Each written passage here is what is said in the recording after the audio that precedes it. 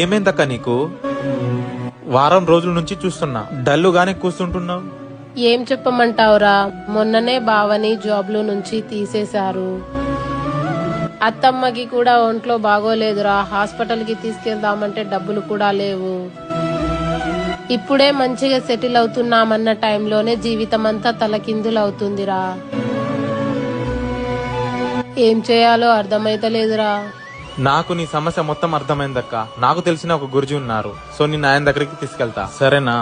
ఎవరు తమ్ముడా గురుజీ? ఎటువంటి సమస్యనైనా చిటికలో పరిష్కారం చూపిస్తారక్క.